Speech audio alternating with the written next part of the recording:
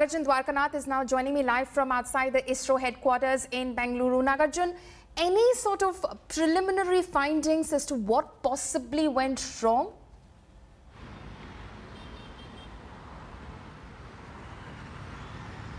Well, at this point of time, there is a little information that is trickling down from the Isro premises as well. What we know is there was two critical phases, even after the power descent started. One was a rough braking phase when the tilt angle, which is coming in the horizontal way, the rover would turn almost towards the vertical way. The rover would be coming in a horizontal way, and the rough braking phase would make the rover to tilt in a vertical direction. After that passed, that was a successful turning, and after that passed, there was one more critical phase, that is a fine braking phase, which is not as bad as the rough phase, but that fine braking phase is the time when the rover started to deviate from the actual trajectory, and just 2.1 kilometers above the lunar surface, the communication was lost. Isro still has some hope, but many critics are already saying on social media that be prepared for the worst, but nevertheless, Isro has still hope left that they might have some communication in a day or two maybe, and also if the orbiter, when they come back, if the orbiter can come back on the same location and maybe try clicking pictures and getting to know as to what has happened, has it crash landed or is just communication malfunctioning. So a couple of days proper information would be there, but at this point of time, preliminary information is that when there was a fine braking phase that was going on, that was the time some deviation took place in the projected trajectory, and the communication was lost. Right. Nagarjun, just stay on with us because we'll come back to you. Now, let's take a look at the minute-by-minute developments that took place since yesterday up until today, when Prime Minister Modi boosted the morale of the scientists and hailed Chandrayaan 2 mission. Look at this report. 9:30 p.m. Friday. Prime Minister at Bengaluru Airport.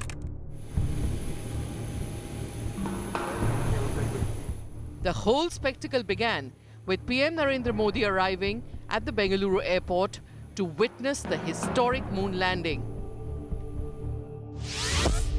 10 p.m. Friday. Isro last-minute monitoring. Isro's control room was meanwhile teeming with action as scientists kept conducting last-minute checks. As the time for the crucial descent neared, tension was palpable. 1:22 a.m. Saturday, Prime Minister reaches control room. Prime Minister Narendra Modi arrived at Isro's control room at 1:22 a.m. just before the touchdown process began. 1:37 a.m. Saturday, Vikram lander begins its descent. Vikram lander started its final descent towards the moon at 1:37 a.m. as India watched with bated breath. 1:39 a.m. Saturday, rough braking phase begins.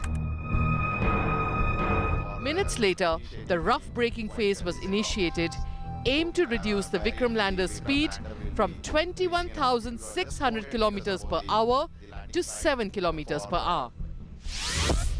1:40 a.m. Saturday, 4 liquid engines fire successfully.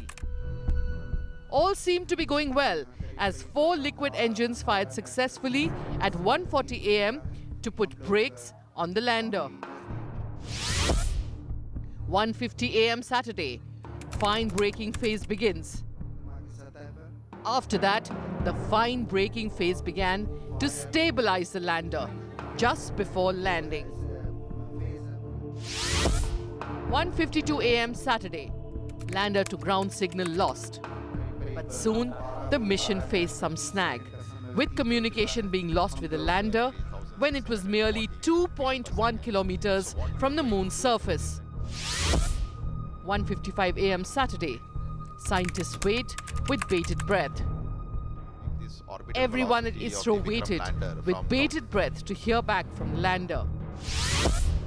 1:59 a.m. Saturday, Isro chief briefs Prime Minister Modi. Amid a tense moment, Isro chief K. Sivan apprised Prime Minister Modi of the developing situation. Normal performance was observed up to an altitude of 2.1 kilometer. The communication from lander to ground station was lost. The data is being analyzed. 2:19 a.m. Saturday. ISRO, till 2.1 kilometer, it was all normal. Clearing the air, ISRO's chief K. Sivan said that the mission faced a snag and the space agency is still analysing data. 2:19 a.m. Saturday. The Prime Minister says, be courageous. Prime Minister Modi, in turn, boosted the morale of the scientists and hailed the big achievement. The Prime Minister said, this is the moment to be courageous, and what ISRO has achieved is no ordinary feat. मेरी तरफ से आपको बहुत बधाई है, बहुत उत्तम सेवा की है आपने देश ने, आपने बहुत बड़ी सेवा की है विज्ञान की, और आपने बहुत बड़ी सेवा की है मानव जात की, और आप ही के पुरुषार्थ से फिर से देश खुशी बनाने लग जाएगा, मुझे विश्वास है. Wish you all the best. 3:10 a.m. Saturday. ISRO. Data still being analysed. ISRO called off its press briefing and said they were analysing the data. 8 a.m. Saturday. Prime Minister arrives at ISRO headquarters. Prime Minister Modi returns to ISRO headquarters and addresses the scientists, calling them India's pride. I can proudly say that the effort was worth it, and so was the journey. Our team worked hard, traveled hard, and those teachings will always remain with us. We will look back at this journey and effort with great satisfaction. The learning from today will make us stronger and better. 8:35 a.m. Saturday, Prime Minister congratulates our scientists. Prime Minister shook hand with every scientist and applauded their efforts.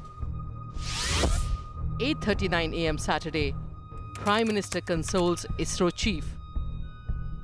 Just as Prime Minister was leaving the ISRO control center, he hugs ISRO chief K. Sivan, who breaks down. Prime Minister Modi gets emotional and consoles K. Sivan. With Shiv Arur, Nolan Pinto and Raj Chagappa in Bengaluru, Bureau Report, India Today.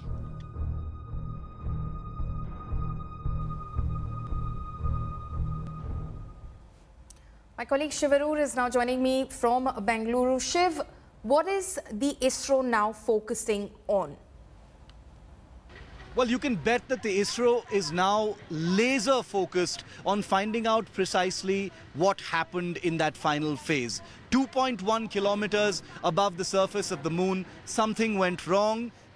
Things did not work out. It was not the outcome that ISRO was expecting. The confidence, in the perfection of everything preceding that 2.1 kilometer altitude, probably made what happened later come as a bit of a shock, and that's why it took a while to sink in. So now ISRO is collecting all the data from, the Vikram lander before it blacked out and went radio silent.